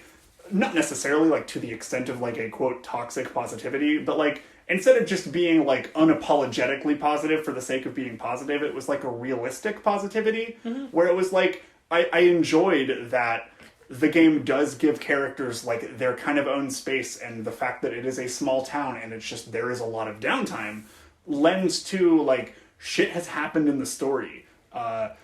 Like this person is somebody who is like relatively close to this, so like you're gonna see it like maybe you can't hang out with them for a month, and that's just like built into it, and how you just kind of like give them time to do their own thing. But at the core of it, everybody knows no matter what, we're going to be okay because we are together and we can, I wouldn't say overcome anything, but we are going to be together no matter what happens. And at the time, that impacted me a lot. So Persona 4 Golden was the first time that I was ever, I would say, like really emotionally impacted by a video game. That was kind of the moment in my life where I realized games weren't really just a fun thing that I enjoyed and like enjoyed keeping up with, and it was a good thing to pass the time. But it was like, oh, these are like they're art. Like they are this thing that is affecting me.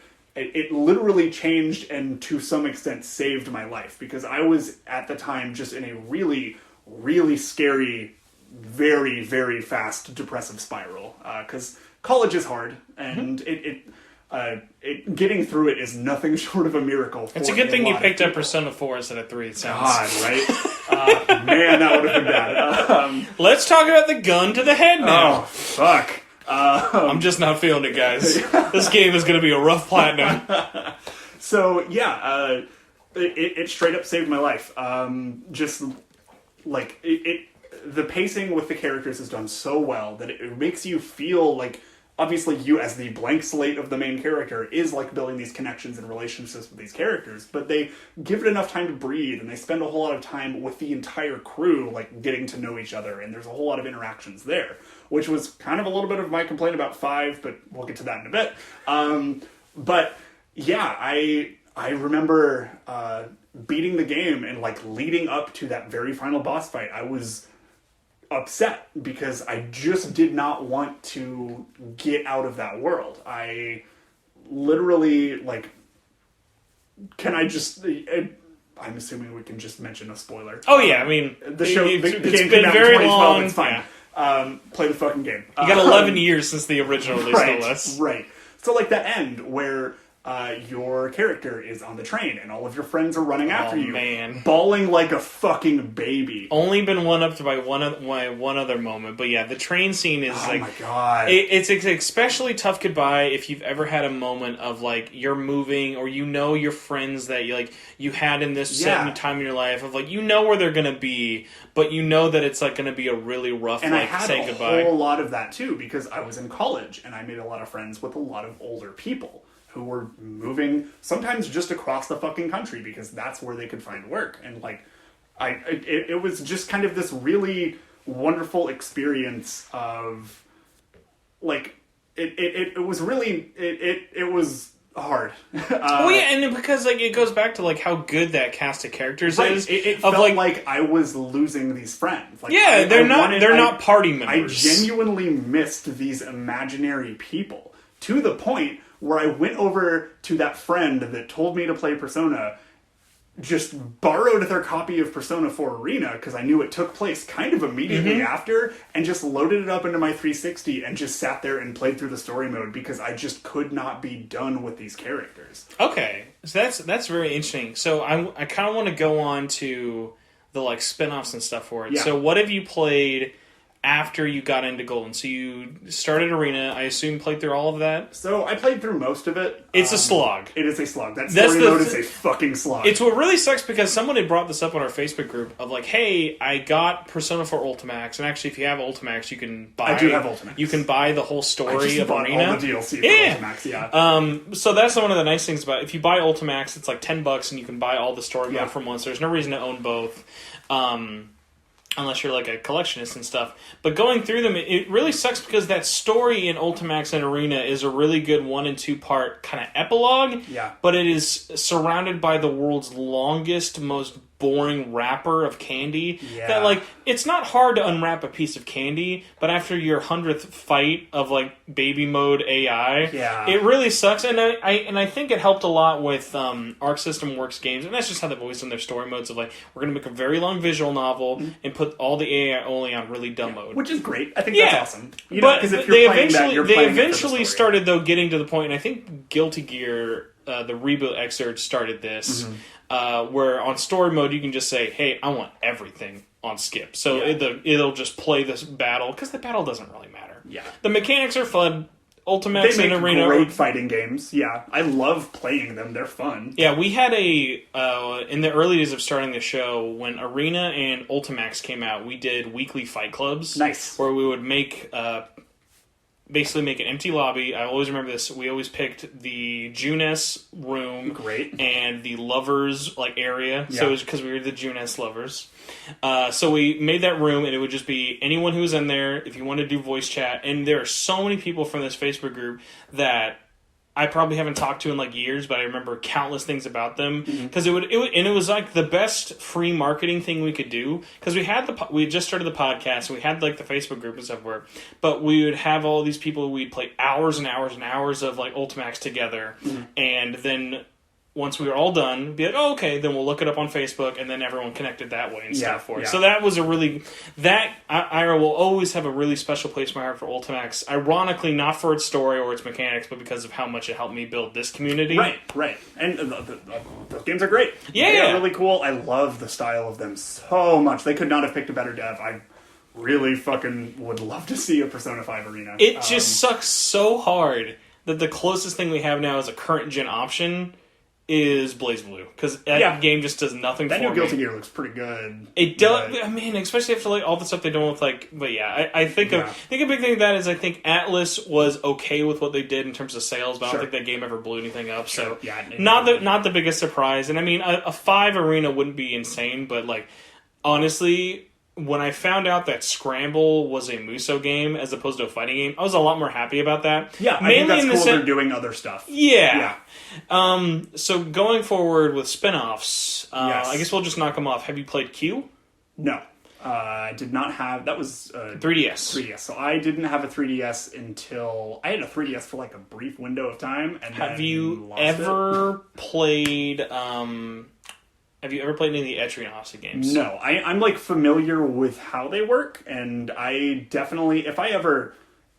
find my 3DS, because I don't know where the fuck it went. I'll probably pick up Q and Q2. I might just pick up Q2. I have a very cheap recommendation for Q if someone doesn't want to go back. And actually, a physical copy of Q has actually been rising in price. Interesting. So like now, if you want to find it, it's going to cost you around like $50 or so. But the interesting thing with that is there's a manga for Persona Q. Oh, great. And it's actually, there are 2 mangas. You can read through the Persona 3's cast side, or the Persona 4 cast side. That's it's done by 2 different artists, and the stories are totally intertwined in a way that doesn't matter. I like that a whole lot. It is, I think there's like 4 or 5 volumes a piece. That's really neat. It captures the vibe. That's awesome. Captures the story. It's really funny. So if you're like not against like doing that, and you want to like pick up like 5 books or whatever, and just knock them out in like a weekend, super recommend it, because that game is like the most fan servicey without like getting in the way of its gameplay. Yeah. And obviously, it doesn't continue on the story. Sure. But similar to what some of the dancing games we'll kind of go into later, story doesn't matter. All the interactions are only there for if you're a fan of it. It's not going to teach you anything new about those characters. Yeah, really. I've seen some like some video shots of some of the stuff in Q2, and I'm like, oh, that's fucking cool. Yeah, the biggest reasons you're going to be playing it is like, if you're a fan of that gameplay, it is those Etrianossi games at their best, which is funny because it's a spinoff. And the music is easily the best in the series. I bumped the shit out of the Q2 soundtrack on YouTube. Persona Q1 as well has a fantastic soundtrack. God. Because that was actually the first time all of the vocalists from Persona 3 and 4 worked together. Yeah. They'd always like Lotus Juice has one track in Persona 4, but like having them all work together was like so cool for that soundtrack. I want to get out to one of their big live shows at one point before I die. 20, I think 14, no, it'd be 14 or 15. I'm forgetting all their names, but all three of them, Lotus Juice and the two other ladies who I'm feeling very bad forgetting their name for, the vocalists from Persona 3 and 4, came to this small convention in Phoenix. I flew down there because I grew up in Phoenix as a kid. My dad was still down there at the time. Yeah. Saw them live. They actually performed that there. would have been awesome. That is the only time all three of them have ever performed together outside of Japan. That's so cool. Magical. Oh, I bet it was so great. good. Oh, And the next year, Lotus Juice and the vocalist from Persona 4 came back, which was good because Dancing had just gotten announced. Yeah. So they had a bunch of new songs to do together, but the lady from 3 hasn't ever come back, and I don't think the girl from 4 has come back even since then. And it's just a lot harder with like work visas and stuff. But I remember that was one of those things of like, oh, should I just do it? I was very teetering on the edge because it was literally, I pulled the trigger on doing it like 2 weeks before the convention started, and when I finally went down there and like saw people, and a bunch of people from the group had gone down for it, because it was like, even though it was like a medium-sized convention, I'd say like if you've ever been to NakaCon, it was like a little smaller than NakaCon for it. That's not too bad. But it was like the coziest vibes, and everyone jamming out, knowing every lyric of the song. Awesome. It was super, super fun. But yeah, it like any of those like the Japanese like super live concerts. Yeah, ones, I watched the live stream. insane. I watched the live stream. I watched them both fucking days, and it was basically the same concert. So. One day I'll find an excuse to go out there and just like make a crazy live episode of this for it. But man, from all the videos, the girlfriend and I have talked about like, oh, we should totally just go to fucking Japan for like a couple weeks. And I'm like, all right, well, maybe go in April. That sounds all right, you know. So. PQ manga, especially since you don't know where your 3DS is at the time, could not recommend more. So your cheapest option, excellent. Was it Dancing All Night? So the only spin-offs I've actually played are the fighting games. Really, you haven't played Dancing All Night? I haven't, and I will eventually. I think. Do you still know where your Vita is? Yes, I do. Okay, I'm going to tell you this right now. Okay. As hard as you cried at the ending of Persona 4, right. The ending of Persona 4 Dancing All Night story mode is the actual epilogue of those characters. Oh, fuck. It is the culmination of that story, and when you beat it, there's a scene. The story is a good one in terms of... because basically, this is the weird way the timeline works. In terms of story, Dancing is the end of the story with everything, of them all coming together to help Rise for this. But at the end of the story mode, it all goes down a timeline. You unlock the epilogue, and the epilogue's all the way at the top. The epilogue is a conversation with the whole cast before you gets on the train. Oh, and it is just ball fest, because it's like the ending of like Big Fish. Have you ever seen that? Yeah, or like the last episode of just everyone coming back for one last big conversation with you. All right, you just sold me on it. Damn it. So the game is like dirt cheap. Yeah. The remixes are fantastic. Yeah, I've listened to them. They're hot. Yes. The remixes are fantastic. It's such an awesome game to recommend. So if you aren't into like rhythm games, it's got the story mode for you. The story mode has its ups and downs. I enjoyed it for its kind of campiness for it, because it is all about idols and idol culture. But that epilogue almost makes it worth the price of admission alone, if not also for the music. That sounds good. Fuck. I would recommend the PS4 version, which looks gorgeous, but the only way to get it is with 3 and 5, right? Yes. Yeah, which I ain't got that kind of money. But, no, I know where my Vita is. I'll probably pick this up. What was I going to say? So yes, that cannot recommend Dancing All Night enough. Super, super awesome. I feel like there's one I'm really missing. No, I guess that'd be the animes. And so yeah, that one I kind of told you with it. Especially as someone who vibed with Golden a lot. The Golden anime is really, really I definitely good. will need to check that out. Okay, so then skip ahead. Yes. I'm guessing how much, if any, of P3 have you touched? So, I played the games in a weird order. Yeah, I was going to say. I played the games in maybe the worst order. Because I knew that I was always going to love 3. By the way, there's no worst order unless you said I started with Revelations and never played anything. I have started Revelations and I'm like, this ain't for me. PS1 Classic? I have it on PSP actually. I have the PSP version on my Vita. No, I'm talking about the PS1 version. That's its own special treatment. Yeah, I'm sure it is. No, so I played 4 Golden. Got maybe about like halfway through a platinum run of it. Never finished it. I don't have a platinum. One day I want to go back and that platinum fucking that. reset trophy. Jesus Christ. So I remember like sitting in my room watching the Persona 5 announcement. I was freaking the fuck out. Now, are we Granted, talking... this was like a year after I finished. This is like the same year I finished Golden, so I had not been waiting. So are you talking long. like the 5 chairs The 5 announcement? chairs, Okay. yes. So I watched Remember, that there one. were many announcements for that Yeah, game. because that was when they announced like that was the same stream where they announced all of the spin-offs essentially. Like, Okay, the yeah, dancing yeah. one and all. Gotcha. That. You know why that whole thing happened, right? I don't. That was that exact month. I think it was November 2013. That was the month that Atlas got out of its bankruptcy at the time. Right, And that's it was right. bought by Sega. That is right. And they were like, "Fuck, we got bought. We got to announce games We so people need know." shit now. No, so I remember watching that and be like, "Oh fuck yeah, Persona 5, I'm ready!" And like all of my friends who've been waiting for literal years at this point were just like, "Woo!" And so like obviously did not come out winter 2014. Still waiting. Winter 2014 finally showed up in 2017. I bought it, got the Steelbook edition because it's gorgeous, and it was also the same price. Oh yeah. It was $60, and I'm like, fucking sure. So I played through that, loved it. Liked 4 more. I think 5 is still great. I'm very excited to play Royal, but I am like keeping myself on blackout for all of the stuff on there. I I've want to been be doing surprised. the same. It's really funny because even though I've been doing the show weekly again, I love covering the games leading up to their releases, and even with the Japanese ones of getting Yeah. into the nitty gritty. But I think in this one's case, because it's such a different game, it's not a Golden. It is a total reworking of 5. Right. Because the dungeons are all Like, new. they The are writing changed- is different. It's essentially 5-2. Yeah, which is so funny because of the reason that like there's like your saves from 5 aren't going to work. Well, so yeah, because it's a different game. which has me very, very excited. And actually, really small tangent.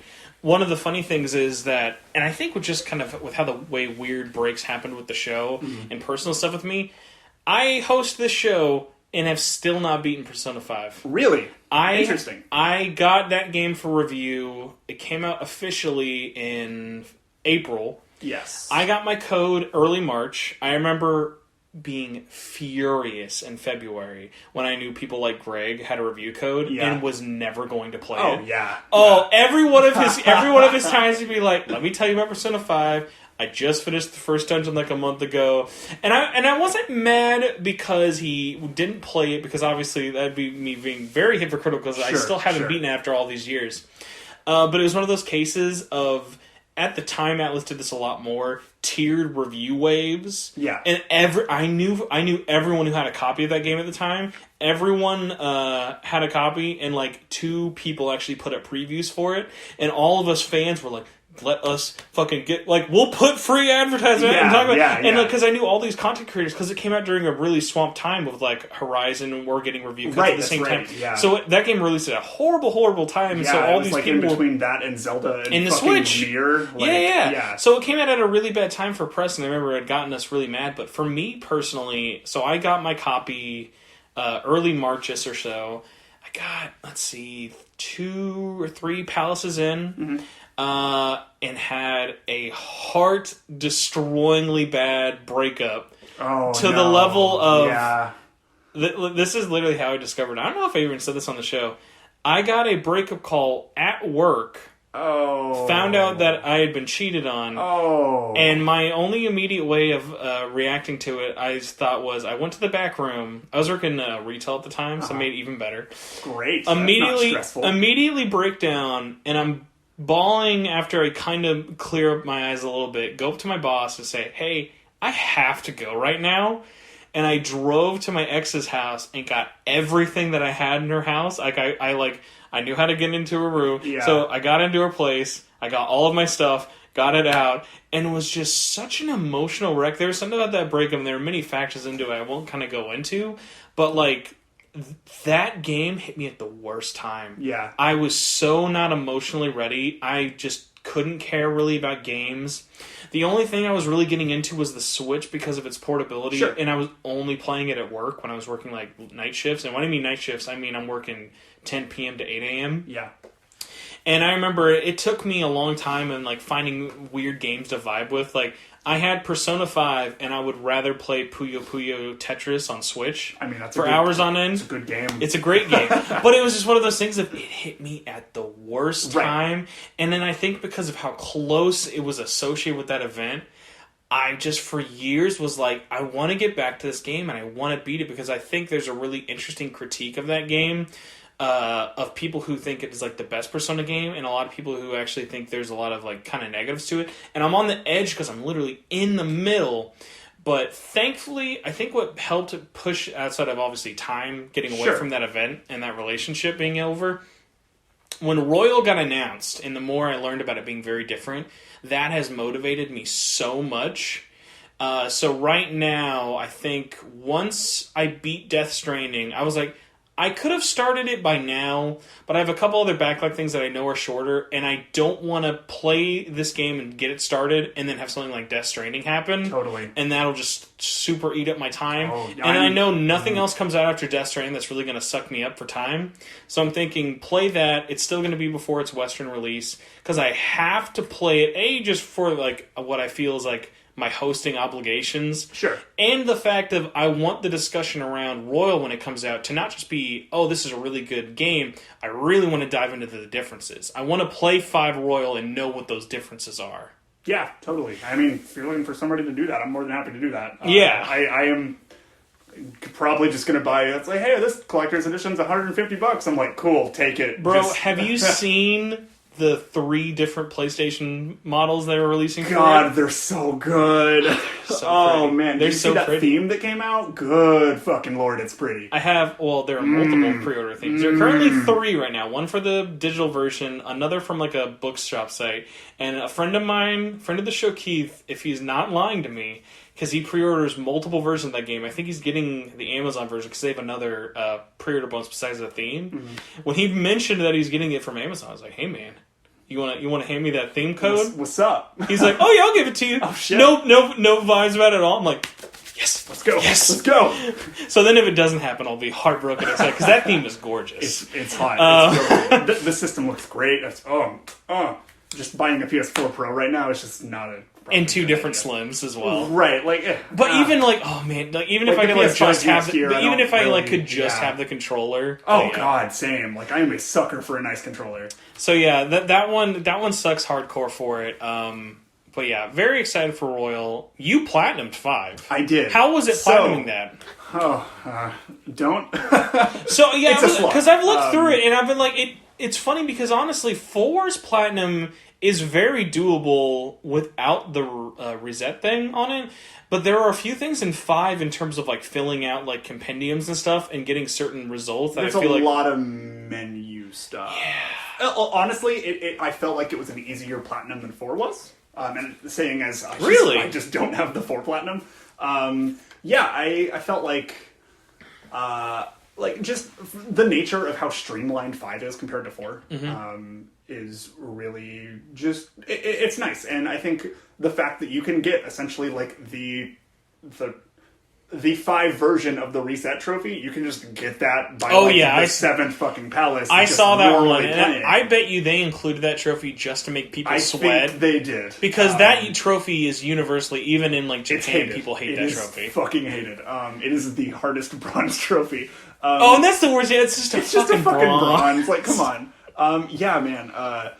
The platinum it was fun. It was just really time consuming. I would not have done it if I had not just been laid off. Was it a first run platinum, or was it one that like when you beat it? The platinum requires a new game plus. Okay, yeah, I remember that because you have to fight the secret final boss. When you beat, basically my thing is this: when you beat 5, yes. Did you look at your remaining trophies and were motivated because of the experience, or did you look at what was left and were like, I can do this? So I beat 5 in like 2017. I was so ready for it to be like 20 hours. I beat it, skipped everything. God, no! It took me it took me about 100 hours to beat it on my first playthrough, and I like looked at the trophies and I'm like, I could do this, but like I was just coming out of a very bad breakup, and I was about to move. Man, Persona 5 ruining relationships. I was about to move to Kansas City, and so like where were you previously? Pittsburgh, Kansas. like 2 Oh, hours sorry. out of here. Yeah. See, I'm so because I've lived in this area like for so many years. It's basically literally here, like born here, Arizona for 7 years, and then immediately back here. Right. So it's like Kansas City is. I just think of people being like, "Oh, that's just all Kansas." Like I know obviously Pittsburgh is Sure, thing, sure. but it's like when people will be like, "Oh, like I moved a lot farther." Right. But it's like that's still a good, Yeah, decent distance. it is. It was like the first time I'd left my hometown and all that. So, yeah, man, I finished that then. Didn't come back to it for the longest time, and then suddenly found myself one morning just without a job. And so I just sat on the couch feeling sorry for myself, getting a fucking shiny JPEG that says I 100%ed Persona 5. That's like the perfect. And then after that, I did maybe the worst thing, which was, I think I'm going to play Persona 3. So I bought FES. Persona 3 FES. You FES. did 4, 5, and then 3. I did 4, then 5, wow. then 3. So I wasn't. That I is was the just. worst I was possible just way. assuming when you said that, and then didn't mention 3 again that you had skipped 3. No. No, that is a weird Yeah. way to go back. Okay, Because so you bought. good Wait, Lord. so you bought the PS3 classic version? Yeah. Okay. And okay. I just played it on my PS3. Gotcha. I mean, that game's real good, and I had no idea how that ended. For some way, I managed to just avoid What year did spoilers. you finally play this? It was 2018. What? Where were you? Like, so was this I was post platinum? unemployed. So this is post platinum of After 5. that, I just jumped right into 3. That's so weird. It was weird. I mean, at least you were like no trophies this time. And then at least. after that, I'm like, I think I'm good with Persona for a little bit. That's so interesting. and then I'm just like 100% here for Royal. So you beat 3 all the way. I did. Did you do the answer? I did not, because that is a fucking slog. I was gonna say that's a slog. that is. There's a reason Oh. outside of memory that it's not on portable. Yeah. That's an interesting concept and story, but It is. they definitely were like, hey guys, we have a budget for 10 hours of gameplay. Hey. We're gonna want 50 hours though. Hey, y'all know. You guys come to Persona just for the combat, right? Okay, great. Here's 50 hours. I of think that. there's a really great way to make the story of the answer a thing. Did you watch the movies at all? I've seen a couple of them. They're fine. I think it's more of like my personal connection with 3 keeps me from loving them. I appreciated a lot into them. Like they're really gorgeous. That was one of those efforts of like I appreciated that it was a movie for its budget and animation. I think it looks Yeah. really, really good.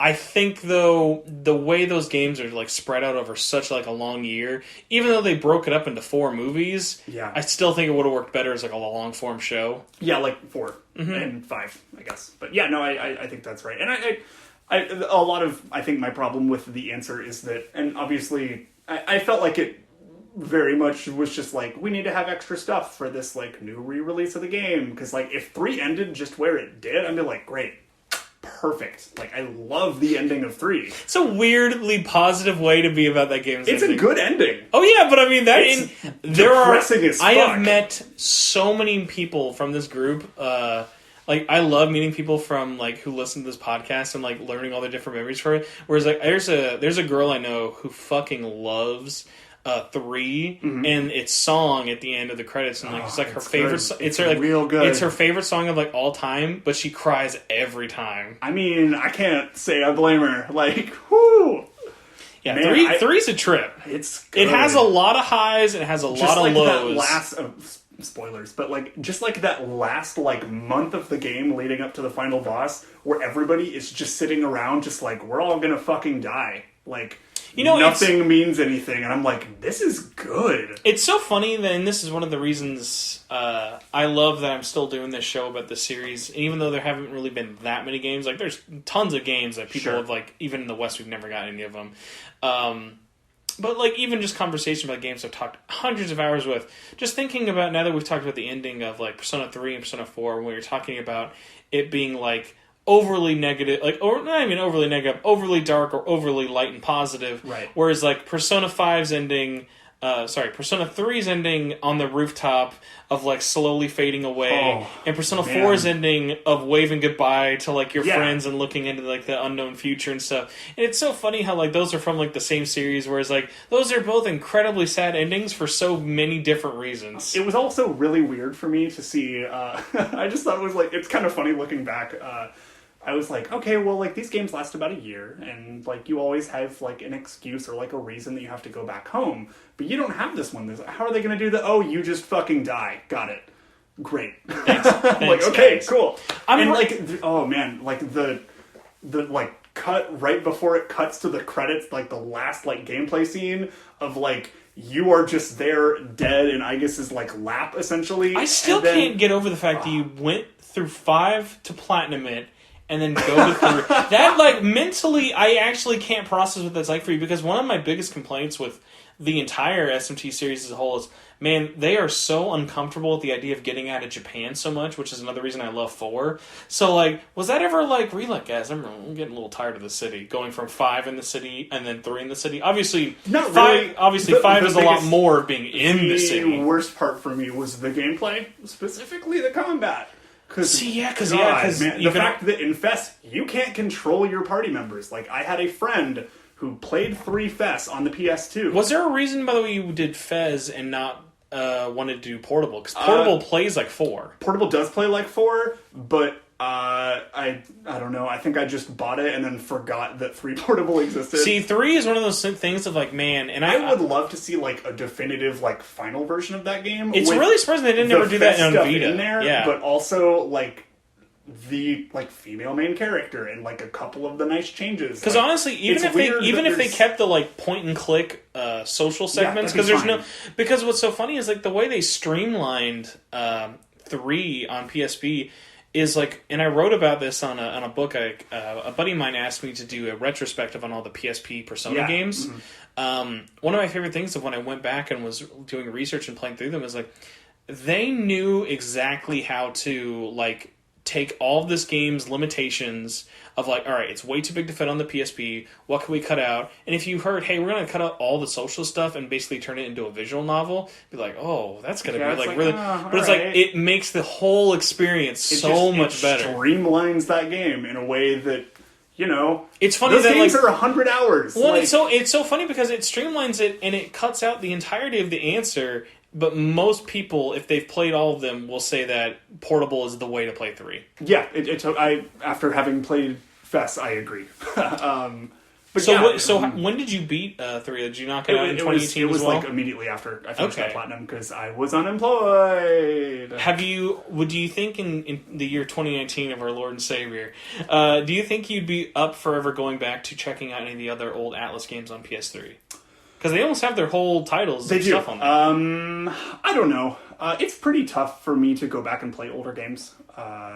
I just like to get in. It's really honestly nothing short of a miracle. I played 3 Fest just because it's Yeah. really hard for me to have this like really nice functioning press R1 auto select save you 5 menus to go through to pick a spell. Like Because I would love to recommend Nocturne to you or Digital I have Devil not Saga. played a Shin Megami Tensei game, and I would like to. Nocturne is easily like one of the biggest, like most loved ones in the series. If they ever do anything with 5, then I'll play that, but that's never coming out. Let's be fucking real here. It's funny, like the hype people had when they thought P5 was going to be big. I think there's a really good chance, especially if the Nintendo advertising bucks come again. That's the only game that has not come out from the Switch presentation, I think.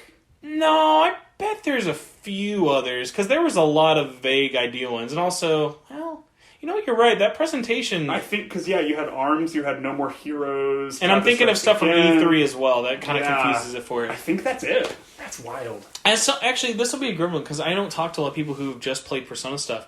What has kind of kept you from wanting to play them if you've had much opportunity? Because obviously, I think it's really just the opportunity. well, yeah, because I was going to say all of the ones we've had recently have only been on 3DS. Right, and I just... That missed me. Like, which was the one that, like, the newest one that came out on 3DS? Not counting PQ, there'd be Strange Journey Redux. Okay. Yeah. There The was one before that was SMT4, and then Apocalypse. 4 was recommended to me by a lot of people. 4 is really big and really good. Like, 4 is, I mean, obviously, it's like a If I main ever find title my one. 3DS, I'll probably check that out. 4 is a commitment, but 4 is really, really awesome. And one of the cool things with it is if you enjoy the, like, demon aspects of, like, Persona, Yeah. and, like, especially, like, 4, the way it gets into it with, like, deities and stuff, like, their stories are, like, so much more adult. That's just why people like them a lot like for it. those games, from what I understand, are definitely more, like, they're definitely more of a traditional JRPG in terms of like you do have to like keep track of like stats and combat a little bit more. Like where Persona is more experiential and like forming relationships with characters and all Like of that. SMT4 literally shipped with a strategy guide starter book, which was like, hey, here's a little bit for the story, but for the most part, it was here's a chart for all of your elements and demons, Awesome. And that had to come with the game. Awesome. Well, we'll probably start wrapping up because we are going on way longer than I would have thought. That's all right. Actually, is it really 7:25? It is 9:00. Why does my phone say 7:25? I don't know. I guess airplane mode just turns into a big I dummy. guess, yeah. Well, I'm sorry I kept you so long. No, you're good, man. You're good. Before we wrap up, Yes. I wanna pick your brain on two things. Okay, hit me. Anyone out there listening to this, do you say, hey, let's assume they have all systems possible. Okay. Start with 4 golden or 5 if they're curious from your experiences. You can also do 3, but I doubt you'll pick that one. I don't think I will.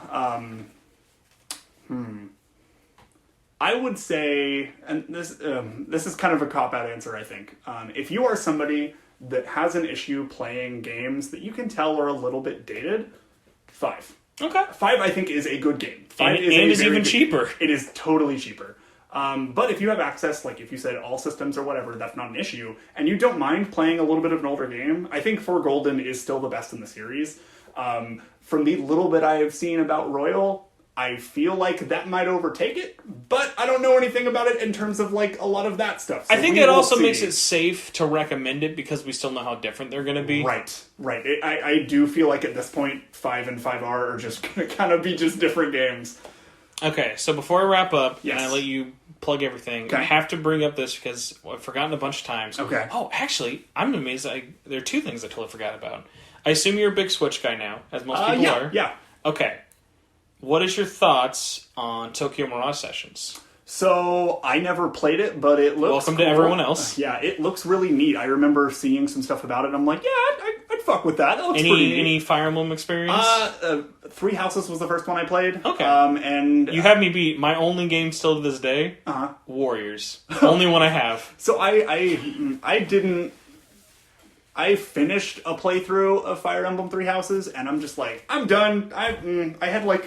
I got real bored and tired of it. I didn't really have as positive of an experience with that game as everybody else seemed to. I think it's the loudest ones are the fans of it, especially, Yeah, which is as most things are. And like, it is a good game, but I think there's too much game, and it pads it out really badly, but that's a story for another time. But yeah, Tokyo Mirage Sessions looks cool. I remember that interesting me whenever it actually came out on the Wii U.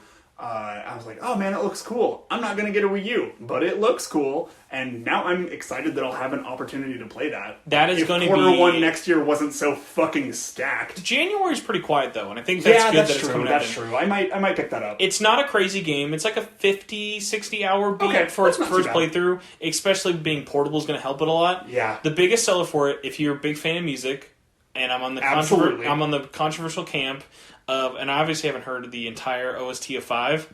Tokyo Mirage Sessions has a better soundtrack than P5 from the 55-ish% I've heard. All right, cool. Great. Assuming you like idol culture, because it is all idol culture stuff. It's so fine. if you like J-pop, it is like J-pop's J-pop good. at I'm its not like best. super into it, but I'm not like turned off by that used like thematically or something. Like I'm gonna play Dancing All Night. Like Okay. it's fine. Whatever. And the gameplay is super, super solid. It is like that Looks game at its best. neat and very flashy, and I'm all about that Super over the fun. top bullshit. Honestly, it's like it's really funny that that P5 and TMS were from the same like developing hub, but those are 2 totally separate teams. Yeah, that's and wild they are to me. so stylish in They their are own unique just- ways. Oh man, yeah. I'm with And you especially if you like the positive vibes of P4, there. Yeah, totally. it super continues Great. that. Really, really great game. Like, could not recommend enough. It's funny, we actually were joking before we were recording about Dynasty Warriors and joked about Scramble. What is your like vague take? Because honestly, I feel like people have forgotten Scramble as a thing. Yeah, I kind of do too, and I'm like, oh yeah, they are doing that, aren't But like I mentioned this I'll on play last it. week's podcast, Like, yeah. as soon as Royal is out in Japan, prepare for the longest info dump of stuff. Oh man, I'm gonna have to like. It's weird for me, like being a Persona fan and seeing how like kind of mental market space 5 has taken up now and like really kind of expanded like the brand as a whole. It's really weird for me now that I'm just like, fuck, once Halloween hits, I'm probably just gonna have to mute Persona from Twitter.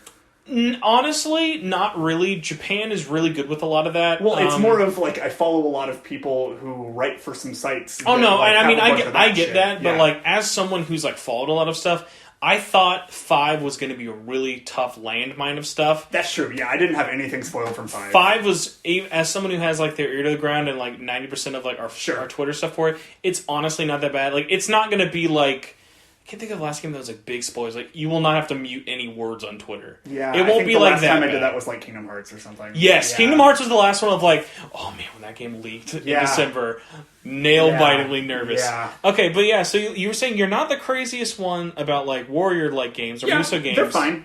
I'll play Persona 5S. Like, sure, you know, it's a Persona spin-off game, and it looks fun. I have Great. it's one of those rare moments of, and I think I've listened to, I talked to a lot of friends who have like parents and have this moment of, I can't wait for that game to come out, and that's going to be my girlfriend's first experience with that series. Yeah. Because she loves those types of games, and those are the best to play co-op. Oh yeah. So I'm gonna They're I'm gonna be mindless, playing yeah. that, eating up the story, and she can literally, she might even fucking still be in there as Lu Bu right now. Like she will just stay up all night playing those games. Yeah. Like so, it is just like super like mindless fun for like Totally. both of us. It's so, just like, really nice to be able to just turn your brain off and just press a button and like 50 dudes fall over. You know? But as like Zelda and other like Musa games have shown me, like there are ways that like that team can do stories Totally, and still yeah. be fun. Yeah, and and I've it noticed doesn't this. have to be like anything like major or like canon. It can just be like super fucking fan servicey, and that's fine. You know. Yeah. Well, I'm glad that I'm not the only one who's forgot Scramble existed. I'm looking forward to it. Sure, why not? All right, so we're gonna wrap up finally, as we were joking about how there's no way in hell we would spend more than 90 minutes talking right. at minute 40. Let me tell you about my Vita launch. Just get me started on fucking Persona, and I will go. So first off, thank you for coming and Yeah, sitting down and talking absolutely. to me, man. Thank you for having me, You man. do 9,000 shows a week, Oh I think. God, it sure fucking seems like. So it. what is the best way for someone to find you and all of your works? So, I will go ahead and just say I am on Twitter. That is really where I'm the most active, I think. I'm at the Camdyman. That's TheKamDyman. I am a host on a show called Gamer Heroes. We're at Gamer Heroes Pod on Twitter. That's me and a also local Kansas City friend of mine. We just meet up every week, and it's just like we just talk about games. Like we've tried doing like the whole we're going to talk about news and give our like takes on everything, but it's really We just... gotta talk about China, damn it.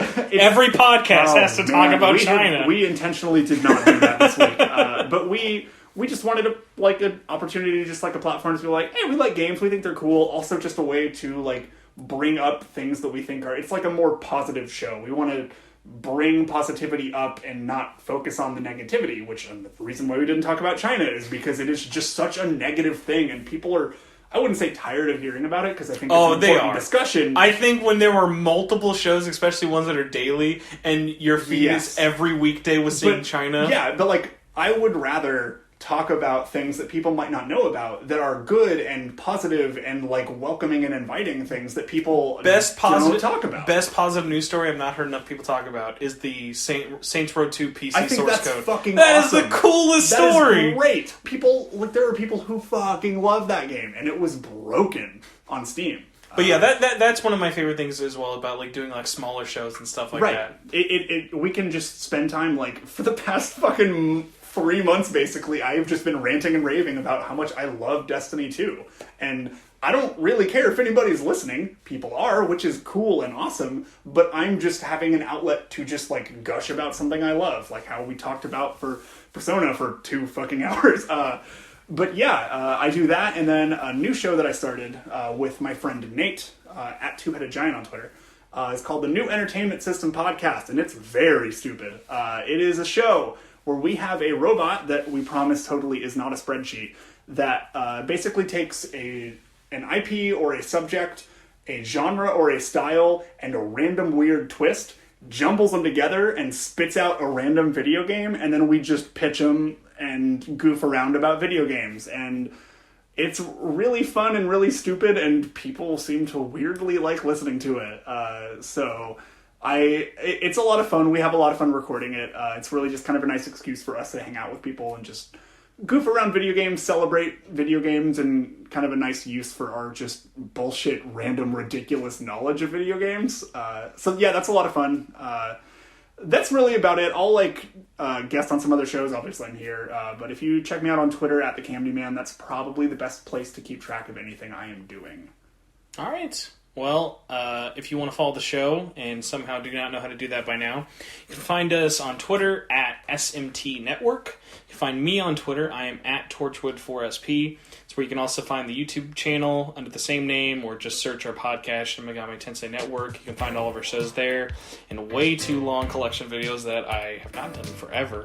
Find the Facebook group by going to facebook.com/group/SMTN, or just searching Shin Megami Tensei Network.